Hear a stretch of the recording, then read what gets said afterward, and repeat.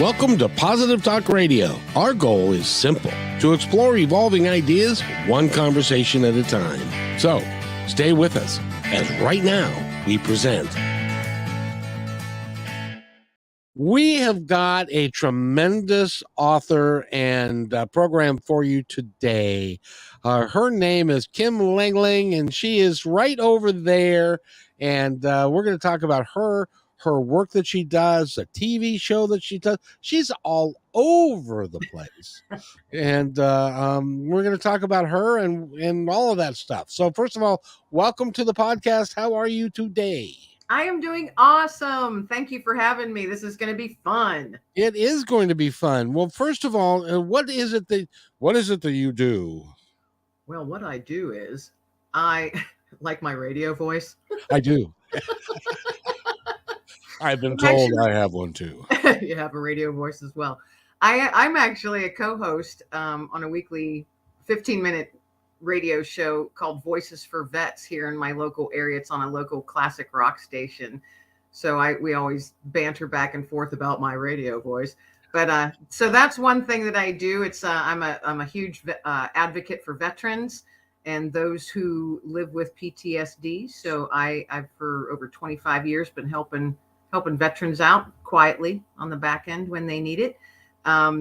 Outside of that, that's in my personal side, volunteer side. I'm an author, and actually this month getting ready to have published my 4th anthology that I coordinated called When Hope Found Me. So I'm kind of excited about that. And I'm a podcast host of Let Fear Bounce podcast. So that's fun. I've been doing that for a couple years.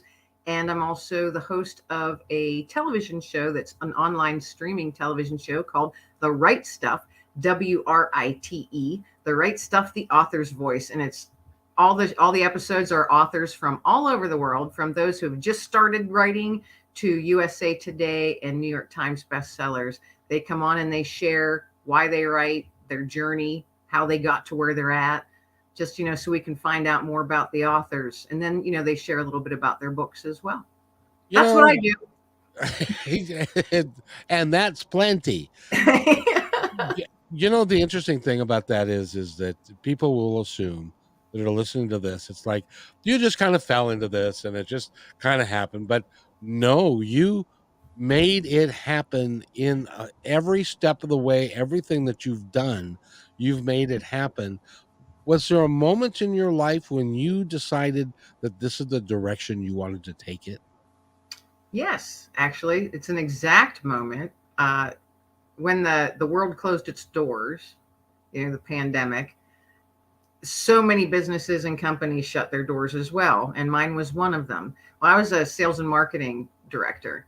So I was a road warrior. I had to be traveling all the time to visit customers. Well, everybody's doors were shut and I didn't have any place to travel. So they didn't really need me. And they didn't know, no one knew how long this shutdown, lockdown thing was going to last. And so I was nicely let go. And there's no hard feelings or anything. And I saw it coming and we had a long talk about it, but I lost my job. And I was at a point in my life, the next day, I'm sitting on the edge of my bed when I woke up and I'm like, all right, Kim, 24 hours to be angry. Be as mad as you want. Go out in the backyard, yell, scream, swear, throw sticks and stones, whatever you want to do. And I did. Because, I'm in my 50s and I had not been in that position. There I am with no job. I can only imagine. And it was not a fun feeling. And so I gave myself 24 hours to be angry. And then that was it. Then I'm like, all right, after that, Kim, you're pulling up your big girl panties and you're going to sit down, figure out what it is that you're good at, what you love doing, what you're passionate about, and what you have a true heart for.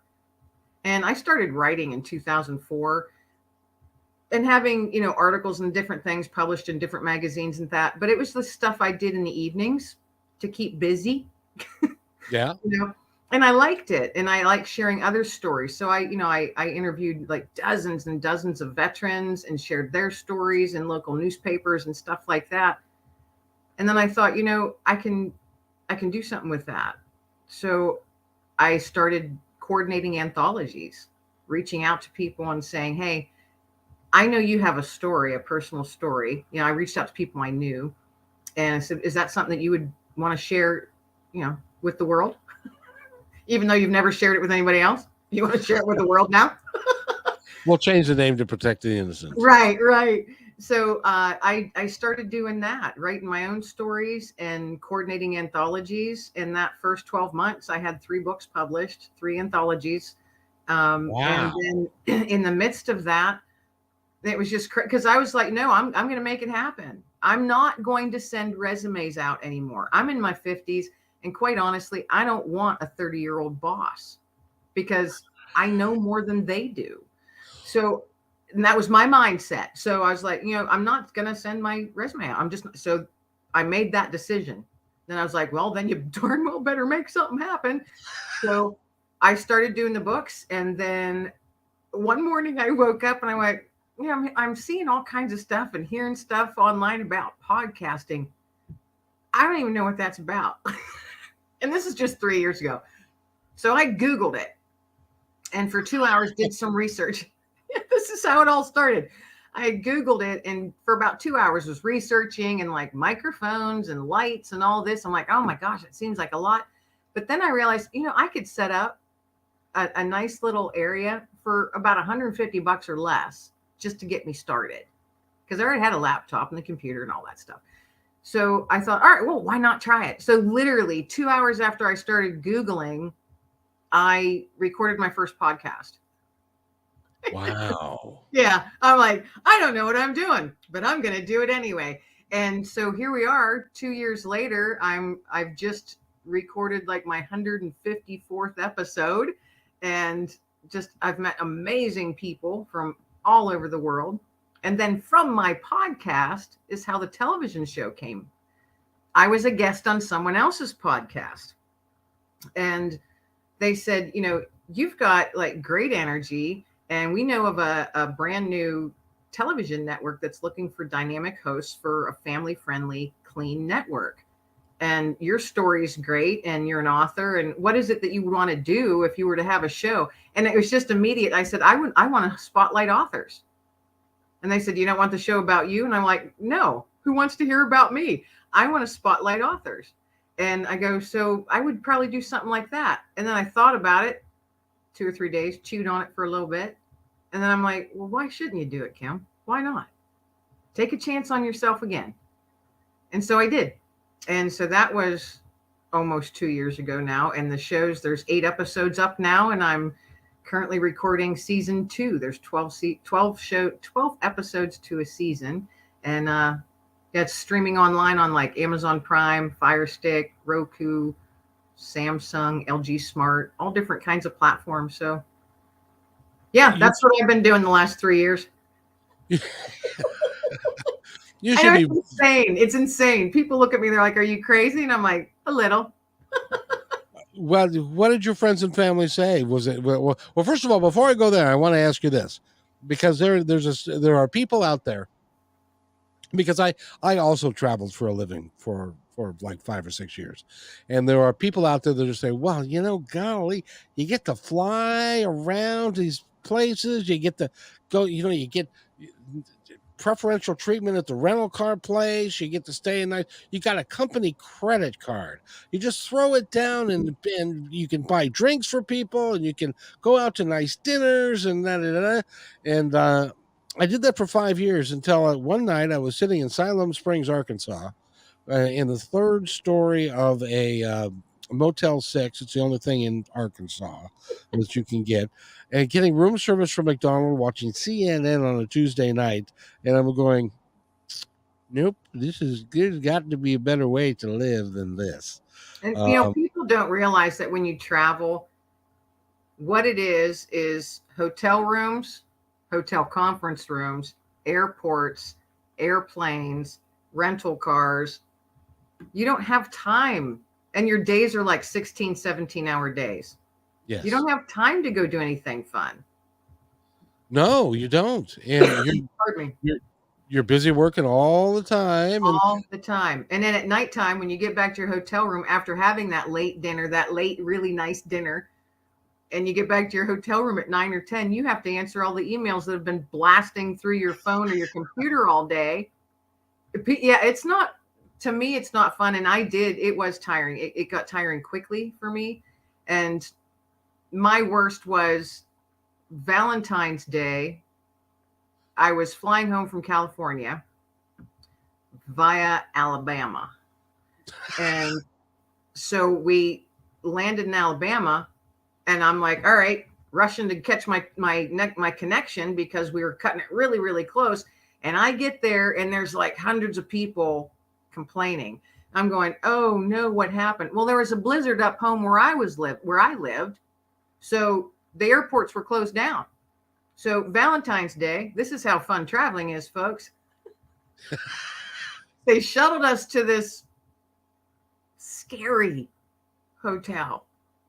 And my room was the kind that had a door to the outside. So it was an outside door. It wasn't internal. It didn't shut. It still had like an inch gap, and it didn't shut. So I moved the desk and the chair in front of it. And then I tied stuff up top so it would make noise if someone was trying to get in. And then as I'm like thinking, oh, I'm not going to sleep tonight at all. And I'm hungry, I'm starving, and I have to walk a long ways to the only thing that's there is KFC. And it's Valentine's Day. So I'm getting my stuff ready and to go, like run as fast as I can to KFC, because it was not in a great neighborhood either where they took us. I couldn't believe it. I'm going, I don't fit in.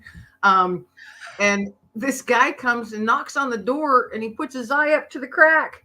And I'm like, and I said, yes. And he goes, you got to shut this door. It's not safe. And I went, it doesn't shut.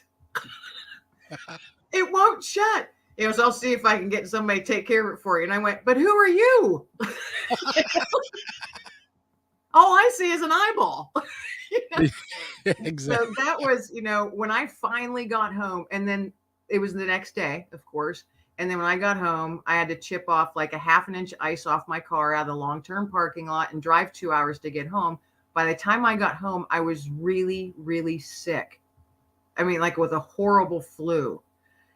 And I went, I don't want to travel anymore. I'm well, and that hotel that you were staying at, when you went to the front desk, I'm sure they said, so do you want to rent an hour, or is this going to be all night? They just assigned us rooms. We didn't even get a choice. They just said, this is your room. Here's your key. Because there was hundreds of us that were stranded. Hundreds. So they were, I'm sure, filling up every hotel they could find, or yes. Now the best one, I was flying home from Birmingham, England, and something caught on fire in the plane. And I'm sitting there going, we'd only been flying for about a half hour. And I went, it feels like we're turning. And I look at the person beside me, they're like, no, we're not turning. I'm like, oh, we're tilted. We're turning. And I went, I smell smoke. And then all the lights went out. All the electric went out. And I'm going, oh gosh. And then the captain of the plane, the pilot comes on, says, we're experiencing some electrical difficulties. So we are being rerouted to Shannon, Ireland. Well, I had never been to Ireland before. And I'm like, all right, we're on fire and we have no electric, and I'm going to Ireland. Won't that be fun? You didn't get a chance to do anything, but we were there for a day and a half. And our hotel, we had a really, really nice hotel. The people were wonderful to us. They treated us really, really well. And we had the chance to go out and wander around the countryside where we were at. And there was a castle, like right across this beautiful rolling green hill. And I'm like, well, if this is the place I needed to land if I was stuck in Ireland. So I can say I've been to Ireland now. Do you have any idea who lived in the castle, or what the history of it was? No, because we didn't get to. It was a long walk. Oh, it was rolling hills of Ireland. You kind of look and you're like, oh, that looks pretty close. And then you walk for 45 minutes and we're like, it's not as close as we thought. It's still the same, looks the same as it did 45 minutes ago. Yeah. But it was beautiful, so that was kind of scary for a minute. I let myself be scared for a minute, and I'm like, oh, Kim, it is what it is. We're going to roll with whatever happens, you know? And then I just kept telling myself, you get to go to Ireland. You get to go to Ireland. That was, my 6-year-old brain trying to keep myself from being afraid. Well, I flew a lot, and there were times when you would think that there was a problem. We never had a problem like that, though, where we had turbulence and that kind of thing, but never had the lights go out, and then you're going, when did I pray last? Right. Should I be? What did I do wrong yesterday that I need to atone for today, because I'm going to die now? It was an odd feeling. It really was. It was almost surreal. And when we landed, everybody just erupted, woo, screaming, yelling. And then we were stuck there for a day and a half. But they took care of us. They fed us, and our hotels and everything was taken care of. We didn't have to pay any of that. It was actually very, very pleasant. They made it as pleasant as they could for 273 people that were stranded, they weren't invited. We just showed up. Well, I can just imagine the conversation that the airline had with the hotel, which would have been, these folks almost burned up, and so they're still here, and so we're going to put them in your hotel. The one time that happened to me was going to San Francisco. Have you ever gone to the San Francisco airport? Yes. It's right there on the bay. Yeah. And it's like you are over water, you're going down, you're still over water, and you're going, does this guy know what he's doing? And San Francisco is also very windy. So it was like we were going down to the water, and then right at the last minute, you're underground, or you see the ground, and right. And it's like, and so everybody, of course, got up and applauded the captain that time. But so did you ever have one of those landings where there's a crazy crosswind happening, and the pilot brings you in the plane sideways? Yes. That's how I landed in San Francisco. I'm like, we're going sideways. It's like I'm holding on to like whoever the stranger's arm is next to me. It would be fun if you could anticipate it, and it was like this was like at Disneyland, and this was a simulation, but this is real. Excuse the expression. This is real. That was the trip that on my way home I got stuck in Alabama.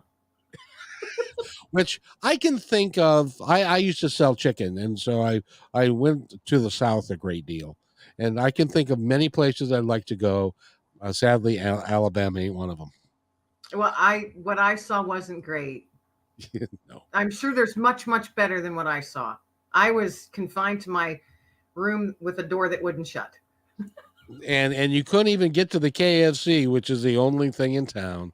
And then you have no luggage. Right? That's right. You wouldn't. No. And you know what I learned early on traveling? Always carry at least a t-shirt, socks, underwear, toothbrush, and hairbrush in your tote or purse or whatever. Exactly. Always. Exactly. So I did. So I was like, well, at least I have a clean t-shirt and underwear to sleep in. It was a nightmare trip. You become a seasoned traveler when you do that. Yes. And I do it now all the time. Anytime I go anywhere. Yeah. Yeah. Well, so smart. It's called experience. Righto. There's a tip for everybody watching and listening in. When you travel, carry a t-shirt and underwear in your purse. Exactly, and make sure that you've got enough stuff that to keep you occupied and stuff, and also a charger. Got to have your phone charger in. Absolutely. Don't put it in your suitcase. No, because your suitcase may end up in Ireland and you're in Alabama. Exactly. Exactly. Well, you don't want that to happen to you. But okay, so we digress, and so I want to move forward. Did we digress? We did. We went all the way back to the traveling days, and there are tons of stories about. It's like for me, After I got done traveling and I did the radio show for a while and I had to give that up, I was a bus driver for 12 years. So I've got lots of bus driving stories that I could share, but that's a story for another time. But I wanted to talk to you because there was a point in time when you made this cataclysmic shift in everything that you were doing, and people around you were going, "What in the hell is she thinking?" How did they come around to your way of thinking, or do they still think, "What in the hell is she thinking?" I think some were too nice to say anything. It was my family that said, "What are you doing? Can you make a living doing this? Can you make any money doing this? How are you going to pay your bills?" It was constant. And I had to put up a wall against that. Yeah. Because I said, I can't, you're dumping negative energy on me, and that's not going to help me. It would be nice if you just said, that is so, courageous, Kim. Good luck. What can we do to help? But that's not what I heard. And that was from the people closest to me. Now, those that like were coworkers or other people that I know, they were like, "Oh my goodness, that is awesome. Do it. You're going to be brilliant." And if you've got something you need us to help you share stuff on social media, send it. We'll share it to as much as we can for you. I mean, and that's how it started. And I just, I said, I cannot let that negativity land on me. I just can't. No. Because I'm going to make this happen. And everybody else, they weren't saying it to be mean. They were saying it in love and concern. And I understand that. But I also knew that there was like a little spark of something inside me that needed to be a little brighter, that I had probably dimmed over the years. And I'm like, well, I'm going to let my light shine. I'm going to let my light shine. I dimmed it because I wasn't able to be Kim for a long time. I was always wife or mom or this or that. And now I'm at a point in my life where it's me and my dog. And I'm like, wow, who is Kim? Because you go by so many titles. And I'm like, I'm in my 50s and I'm just now figuring out who and what I can be. And you know what? I'm enjoying the journey. Isn't it a marvelous time and a place to be? And it's like I had the same experience. When I started Positive Talk Radio in 2003, my friends and family were like, "Have you lost your mind? Are you nuts? Can you make any money at this?" And so I would even do the, pencil it out and say, I can sell this advertising. This is what I can get. And da, da, da, da. It happened that way, but that's what I thought. Yeah. And, but I had one guy. I went to a dinner for where I used to work, which was U.S. Food Service had a dinner, and the procurement manager had too much to drink, and he came up to me and he was saying, "You're doing such a wonderful thing. I wish I had the balls to do that, but I just don't." And so people that didn't know you thought you're following your passion. You're doing what you should do. They wouldn't do it themselves, but they're living vicariously through you. And so, congratulations. And you should feel really good about who you are and what you're doing because you're making a difference in the world at the same time. And that was the other thing. I knew that whatever it is that I did, I wanted it to have a positive impact wherever it landed, if that makes sense. No, I don't know what you're talking about. I have no earthly idea. What do you mean positive stuff? Who wants to do positive stuff anyway? Who does positive stuff and even puts positive in like the titles of their shows? I don't know. I can't even imagine why somebody would do such a thing. I don't know. But that, and that was kind of like the driving thing. I was like, you know what? I'm not going to let them drag me down. They have more fear than I do. Just let me do my thing. Yeah. Will I make a lot of money? I don't know. And there were times it was like, wow, I don't really know if I'm going to be able to pay my bills this month, and that first 12 to 16 months, that was not easy. Nope. None of what I do, it might look like I do a lot and ooh, wow, that's amazing, that's cool. But holy Toledo, folks, it's a lot of work. And it's much, much more than a 40-hour week job. But I if you thought, love what you're doing, yeah, because I do it all myself. I've not reached that point where I can pay someone to help me like a virtual assistant or anything like that.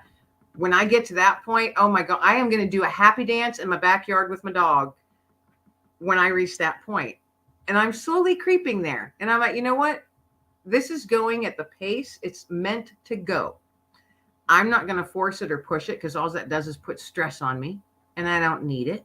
So if I'm going at a turtle pace, I'm going at a turtle pace, but I'm still going forward. So to me, that's a win.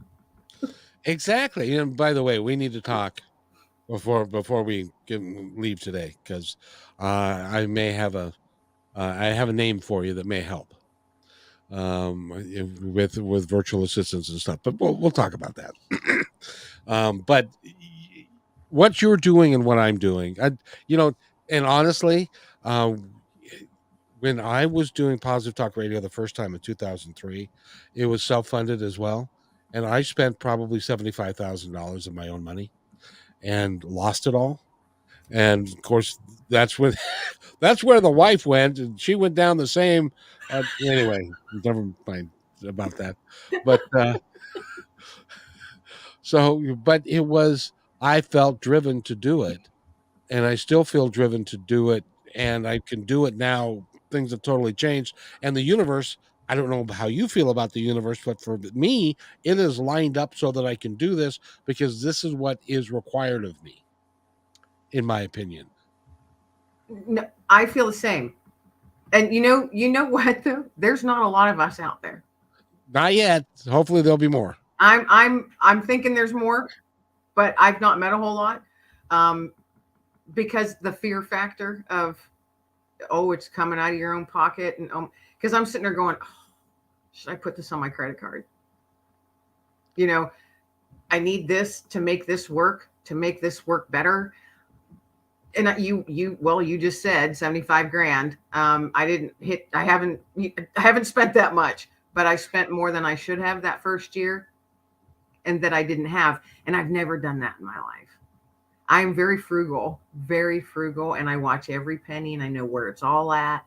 And I don't get anything really if I don't need it, You and I are of the same cloth. Do you know that?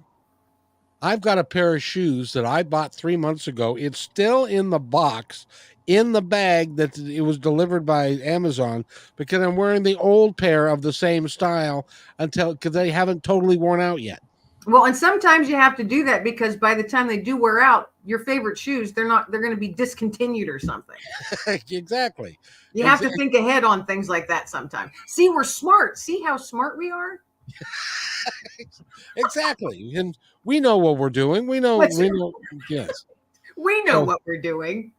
So, well, there's that thing. There's that thing about trust. Because you've got to trust that if you believe in it. Well, let me ask you, I got to ask you this because it happens to me all the time. When you are done doing a podcast or doing the radio, by the way, working with the veterans and doing that show, you need to heavy congratulations on that. Because that really, that needs to be done, and all the things you're doing and the writing that you're doing and the TV show, it's really is cool. But when you get done with a podcast, do you feel, oh, I'm tired, or do you feel uplifted? It depends on what the topics were, to be honest. Usually I'm amped up afterwards. I'm still amped up for a good hour afterwards. But I've had a few guests that just, their stories literally just tore my heart apart. Yeah. And just tore my heart apart. And when that would get done, we'd be done, and we always chit chat afterwards, so it's like another 20 minutes to a half hour afterwards. We're just chit chatting off mic. And there were a few times where I literally just, I shut my computer down and just said, I have to grab the dog and go for a walk. And I was just done mentally and, emotionally. But typically I'm kind of amped up. I'll get everything ready, like downloaded and all of this stuff and everything ready with the promo slides and all that, and working on, like the show notes. And I try and do that. And then I go back at it the next day or whenever it is that I can to really, fine tune everything. But I'm usually pretty amped up about it. But there's more and more of that lately, more people coming on, and our conversations just kind of, often my guests will say, wow, I had not anticipated talking about that with you. And, wow, didn't expect it to go this direction. And that's why I say, well, that's why I like how we just kind of free flow, because I'm getting to know you. I don't want to know your title. I don't care about your title. What that title might be. If, you're a doctor or you have a PhD. I know how I say it is, I say, you may have a lot of letters after your name, but that's not what I want to know about. I want to know about you, your name, not the letters after your name. Exactly. And even when you're interviewing famous people, like I've had the opportunity to interview like Neil Donald Walsh and Gary Zukav and John Edward, the psychic, and those folks. They're just people. Right. And you just want to find out about, and I pride myself on asking questions that no one has ever asked them. I do the same thing, and they just come to you. Yeah. Well, and they'll be like, where did you come up with that question? I'm like, I was been floating around in the corner over there, and it finally came. When I was doing the show originally, and I didn't know anything, and I was just learning as I was going, and I had an assistant that she said, the strangest thing happens.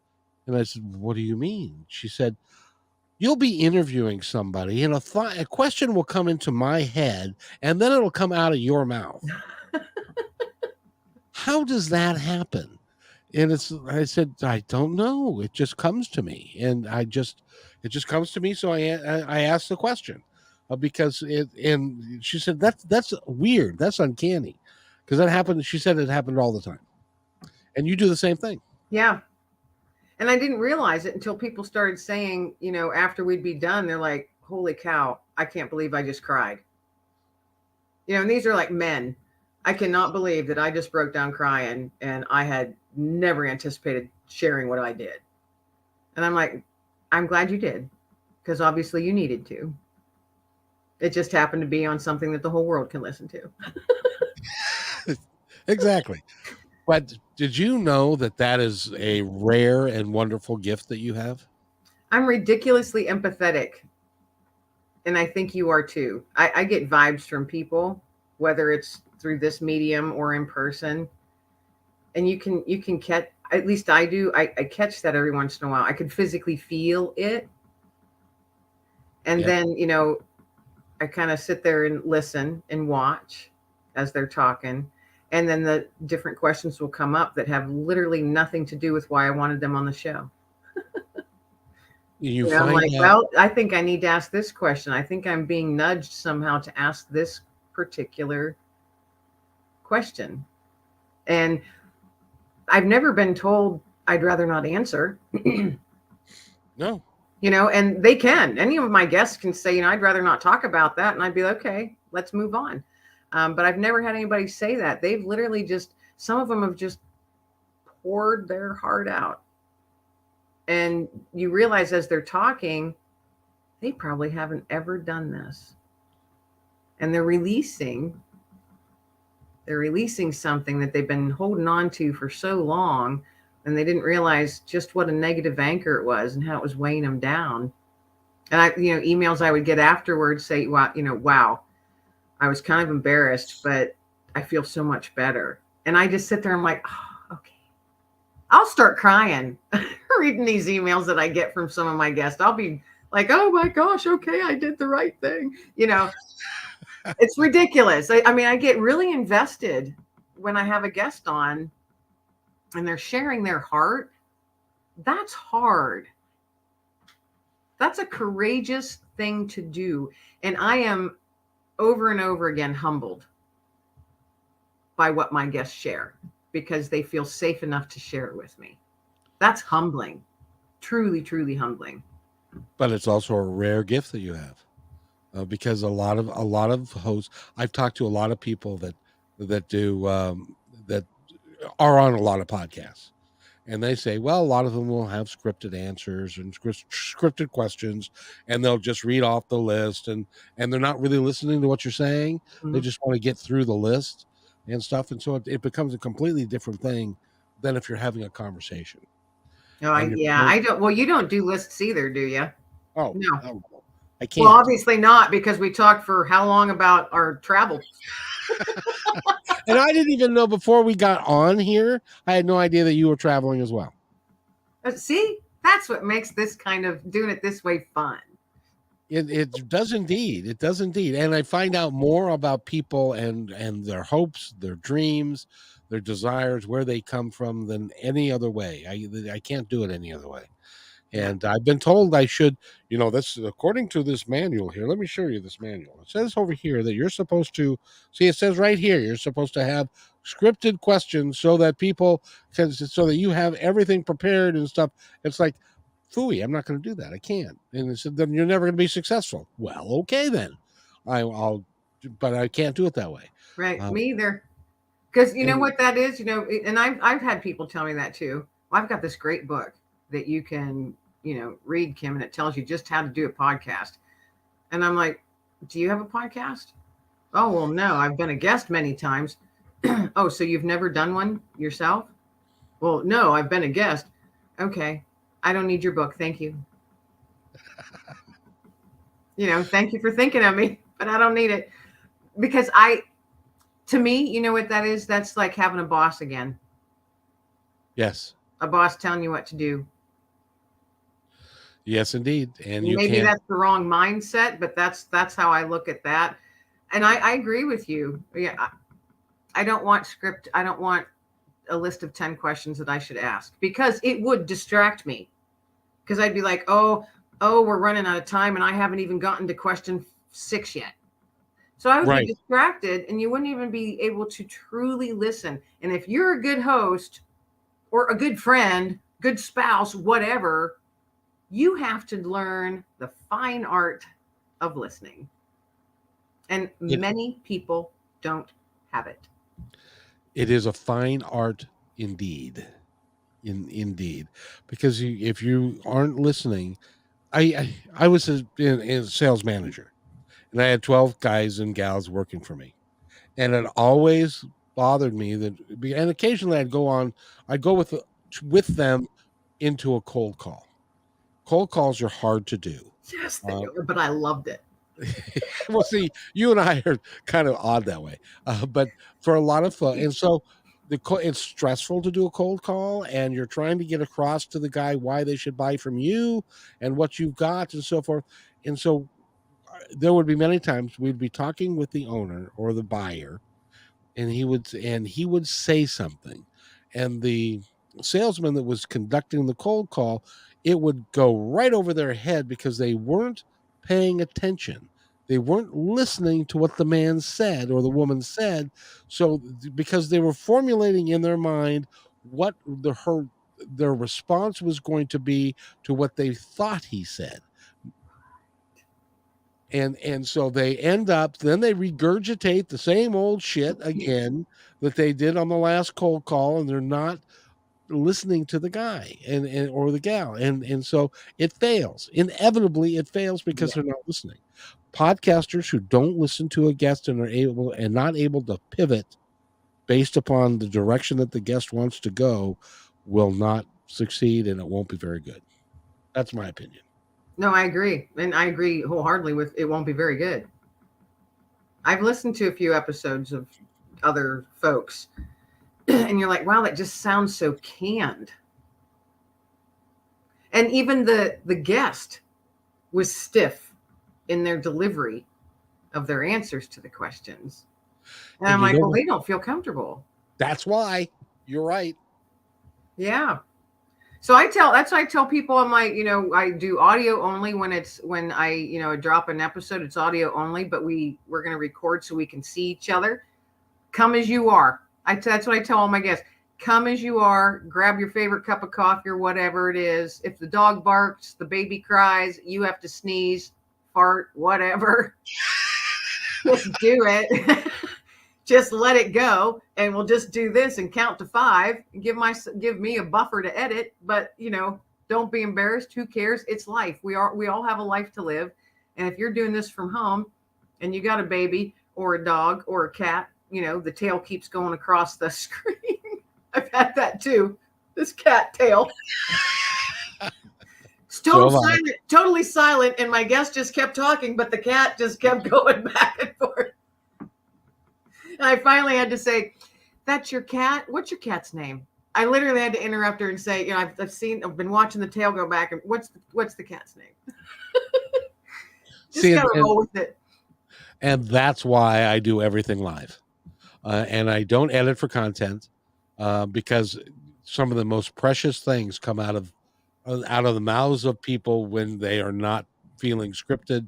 And they're like, this, by the way, has been a sensational episode because it's open, it's honest, we're having a good time, and people sense that. People will get that we're having a good time talking to one another. And I'm learning a lot from you. And you are really dynamic, and I really appreciate who you are. As a matter of fact, I'm so excited that you're going to come back tomorrow at noon on KKNW 1150 AM. That'll be fun. Yay! And you're gonna love the producer that we have. His name is Nathan on Fridays, and he'll get involved, and it's a great time. Well, Cool. we'll have a lot of fun with it. But you are really dynamic. What do you see yourself taking this, by the way? All the things you're doing. I would like to find a moderate level of success with all of them. I don't have these aspirations. Okay, here's the thing. Dollar signs don't drive me. Having a positive impact on people's lives does. And you can't put a dollar sign on that. Now, people might sit there and say, you're full of BS. But if you knew me personally, you'd know that I'm actually speaking the truth. I'm not going to blow smoke up anybody's anything. Kazoo. Yeah, kazoo. There you go. I was going to say dupa. It's my Polish coming out. My grandma always used to call my grandpa dupayash. Which I don't know what that means, but that doesn't sound loving. It means butthead. Dupayash. Speaking of which, tomorrow on this show, we have to follow the FCC rules on the radio show, which we don't have to follow here. But by the way, did anybody ever tell you kind of look like Lily Tomlin? Lily Tomlin? No. Really? No. Not now, but because she's old. She might be dead now. I was like, I'm like, from Frankie and Grace? I don't know that one, but there was anyway. It's on streaming. It's Jane Fonda and Lily Tomlin. They have a show I think they're in like season 7. They're hilarious. But they're in their 70s. Well, yeah, but when she was I'm old enough to remember her when she was on Laugh-In and Saturday Night Live. Wasn't she on Saturday Night Live? Yes, and she did this. Yeah. Anyway, but I would just because you haven't. No, I've I've never heard that. So that's interesting. Have you ever heard of a guy by the name of Wilford Brimley? Yeah. I get that all the time. You look like Wilford Brimley. I'm gonna have to Google him because I can't picture what his face looks like. What did he do? Do you remember the movie Cocoon? Yeah. The older, kind of heavy set. Okay. Oh, I can see that. Yeah. See. So everybody has a doppelganger somewhere. I have no idea. What does doppelganger mean? That's like your twin. You have a twin somewhere. Oh, Literally well, a full twin. There is, I have been told, and this is literally in the same county where I live. I will have people come up to me and say, "Hey, I yelled at you on the street the other day. You didn't even acknowledge me." And I said, "It wasn't me." And they're going, "Yes, it was." And I went, "I wasn't in town." Yes.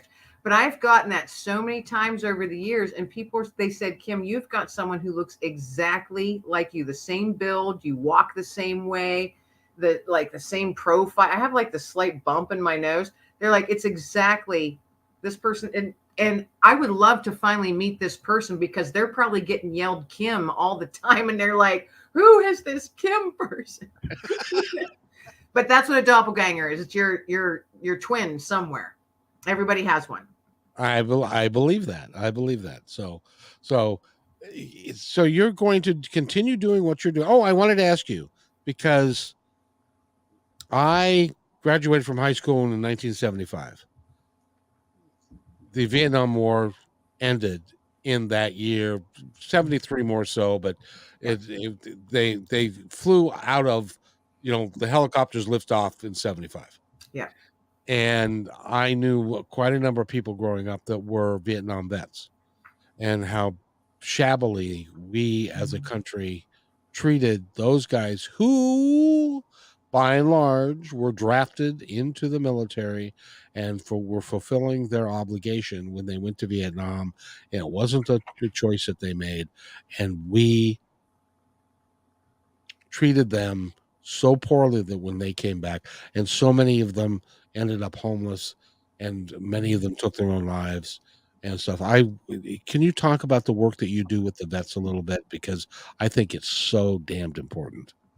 It's interesting you mentioned Vietnam vets because the veteran post that I am a life member of now, I'm not old enough to be a Vietnam vet, but our veteran post, it's called the Veterans of the Vietnam War.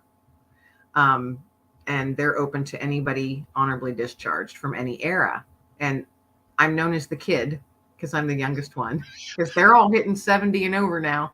Yeah. But I've been a life member there for over 25 years now.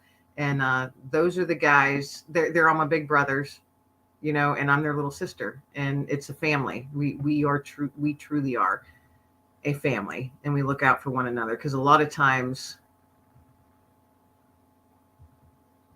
only another vet will understand you. A lot of times. I'm a veteran myself, and I live with PTSD. And that's something that you don't share with just, casual conversation. And it took me years to acknowledge that I had some things I probably needed to deal with. And it was those guys, the Vietnam vets, combat vets, that came up to me one day and said, "All right, kid, we don't know what you're going through, but we recognize the signs. And if you don't go to the VA and talk to somebody, we will drag you there."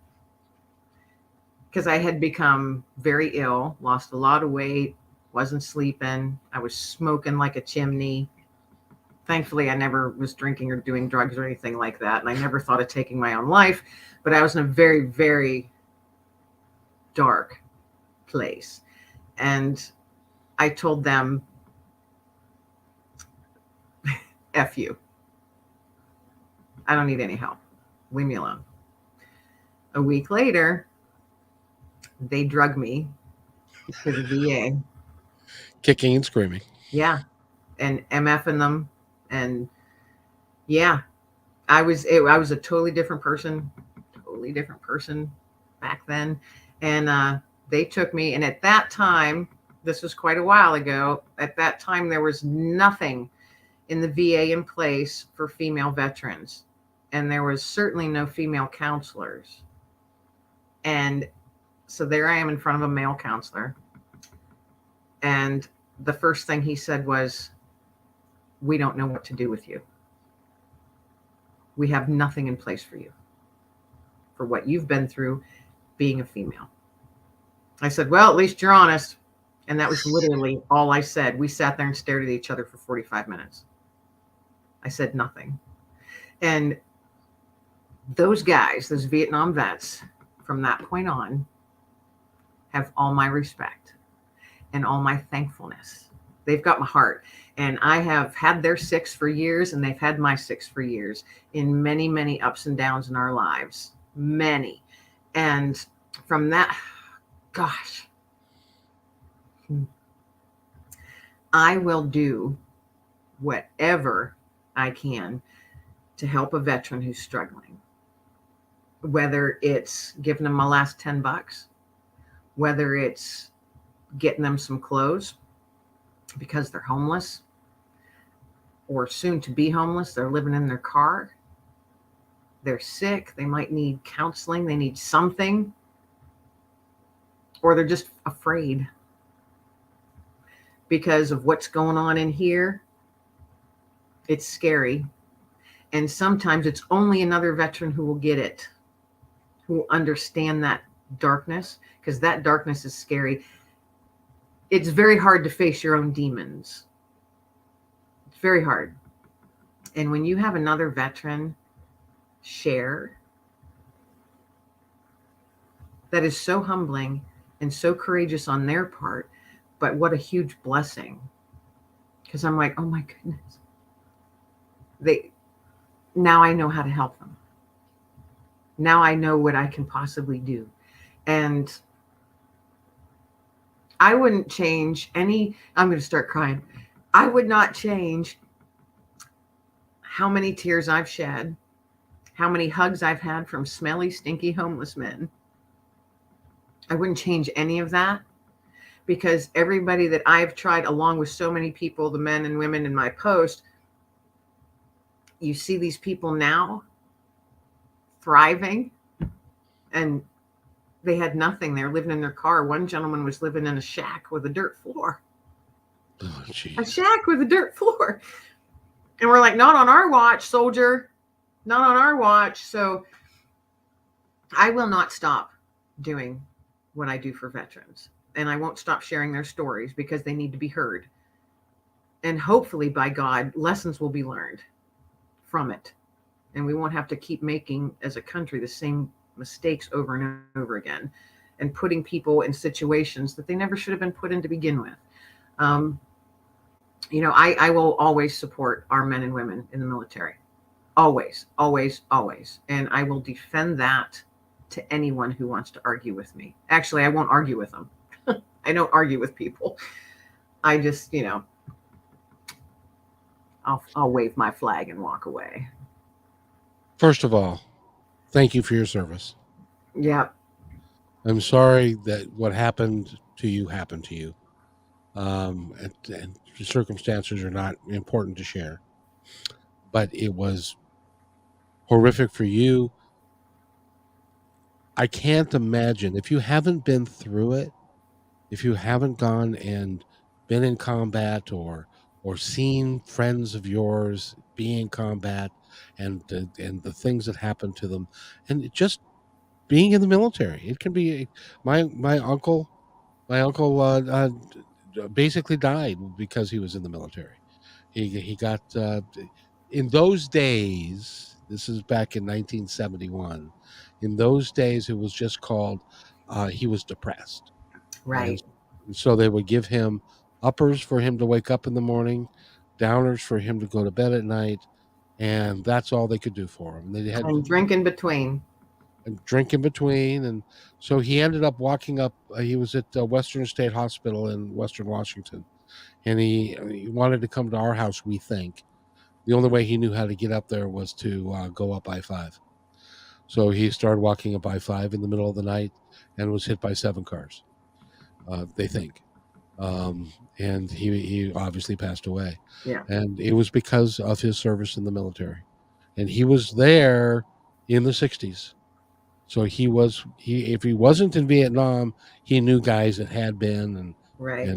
and all of that. But it's still happening today, Yes, because it we is. still have people from Iraq and from Afghanistan, and the various places that we have sent our children to go fight our old white men wars that make no sense to anybody My anyway. my niece is currently across the pond. So is my son. Yeah. My son's in the Air Force and in London Well, currently. my niece is in the Army and she's at an undisclosed location. That, So you, we're always happy when we hear from her.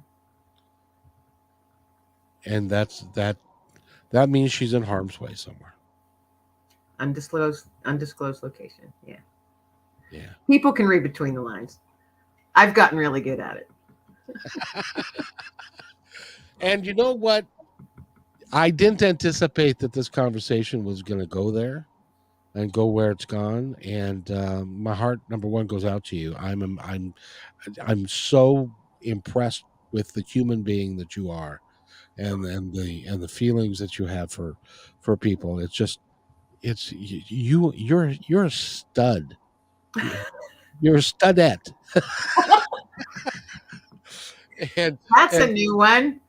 and the grass, I'm a Lily Tomlin look-alike studette. exactly. And you're funny, and you're engaging, and you've got great energy, and you care. And I will do everything that I can do now or in the future to support you and your work. Oh, thank you. I appreciate that. And it's So been an absolute pleasure to be on your show. I mean, I love meeting people of like mind and with the same kind of heart. So I thank you for your heart as well. it has been, well, we're going to have more fun tomorrow. That'll be great. And in my world, in my life, things happen for a reason. Everything happens for a reason. There's a reason why the gal canceled for yet tomorrow's show.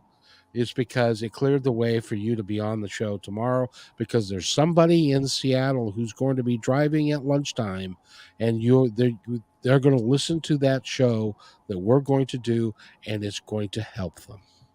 Yes. And isn't that amazing? That's all there is. Yeah. That we're given the opportunity to do that.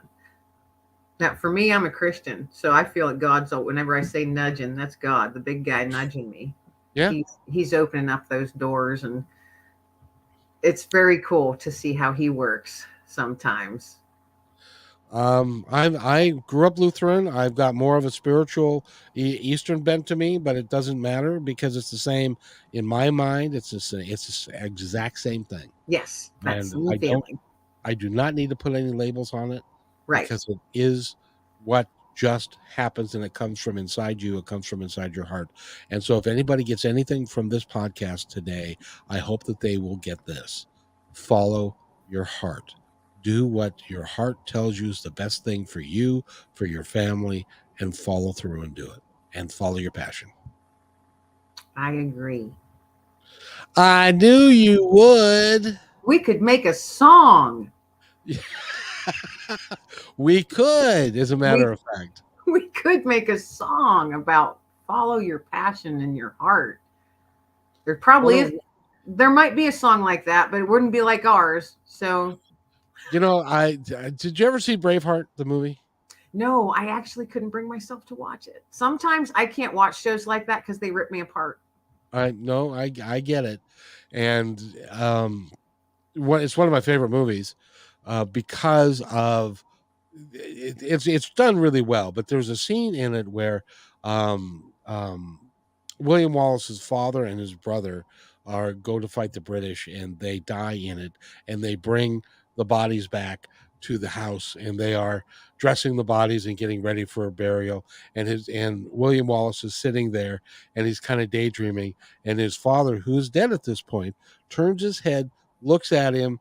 It's kind of like a dream state thinking, looks at him and says, "Your heart is free. Have the courage to follow it."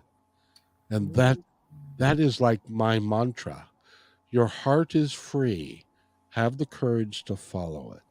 Wow, that's deep. We could make a really good song.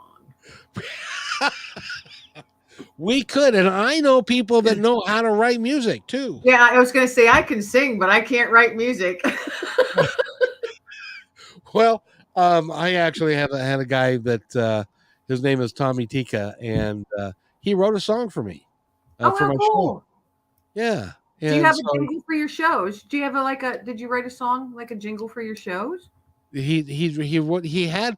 I asked him if he had a song that I could use in the course of my show, um, and he said, "I think I've got one that may work."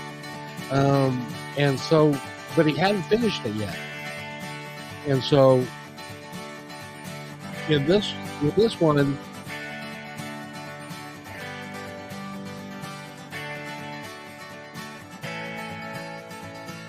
but and he's got words to it, and he took the words out for this. Yeah.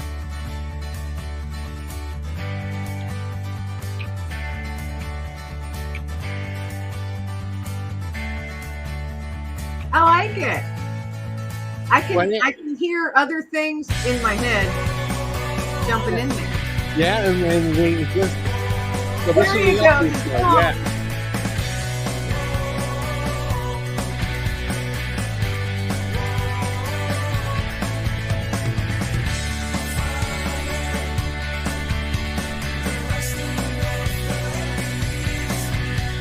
It's called Fire Night.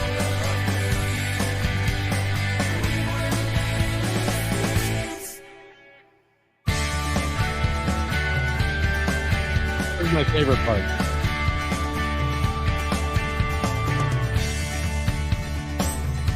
So I use this for the opening and for the show you'll hear it tomorrow, and stuff. And so I'm incorporating this into everything really that I do. That's cool. I like it. Well, you and I are the same age, so it's not well. You're a ton younger than me, but You and I are the same age, but not even close. well, I meant to say No, the same era. I understand. When did you say you graduated high school? 1975. Okay, yeah. A few I'm about years. yeah. I got at least a decade and a half on you. No, 11. I Well- graduated in 86. Oh, geez. I remember 1986 very, very well. So that means, let's Do I. see, so 86. So that meant 70. You were born in 68 or 69. Yeah, I rem- 68. Yeah.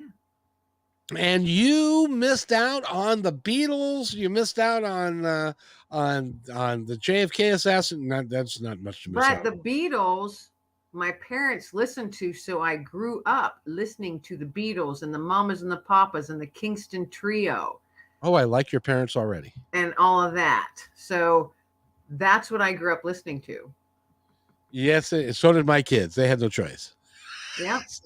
Yeah. So, by the way, Kim, I we've been doing this an hour. I got to let you go, because I didn't even realize it's been an hour. I'm just sitting here talking.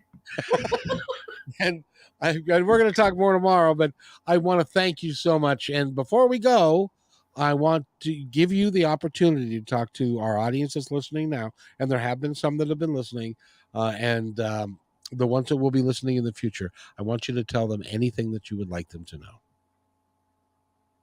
Yeah, we oh my goodness, we talked about so much. Folks, just be true to yourself. Don't let other people tell you how you should be. You know what you're good at, what you're passionate about. You have that hidden talent that you've never had a chance to let shine. You know, don't let your light dim so much that it goes out. No matter the circumstance of what your life might be. Life can be pretty poopy at times. Don't let your light go out. Reach out to somebody else to help them, have someone help you fan that flame. Don't let your light go out. The world needs your light. The world is a better place because your light is in it. So don't let your light go out. That's all I have to say. I couldn't say it any better. And we'll leave it with that. Kim, thank you so much for being here. And go to her website, which is lenglingauthor.com. Lenglingauthor.com. That's LENGLING author.com. You can find out all the things that she's doing. Support her. Buy stuff in her shop. Please you need to keep doing this, and however you can do that, you need to be supported in that. So to make sure that this woman can continue to do the work she's doing, because it is friggin' awesome. Thank you very much. I had a wonderful time tonight. This was great. Thanks so much for having me on. I was going to say another word entirely, but I decided I'd keep it clean. But you're friggin' awesome. You too. It's the Mutual Admiration Society right now. Well, but I just got to tell you, and then I'm going to let you go. It's not very often I get to talk to somebody who is just like me, only different. Never mind. So, I'm female. Exactly. I'm a female version. And I used to be a male, but that's a story for another time. So anyway, so thank you so much, and stay right where you are. I'll be right back. All right. Hey, thanks for enjoying this episode all the way to the end. Please give us a like and subscribe to this channel. This has been a production of PositiveTalkRadio.net. Please visit our website, oddly named PositiveTalkRadio.net, for more details about us and our mission, which is to provide great positive programming designed to inspire us all. I'm Kevin McDonald, and I'm proud of these shows, and I truly hope that you'll like them and share them with friends and family. So on behalf of our entire team, remember, be kind to one another, because each other's all we got.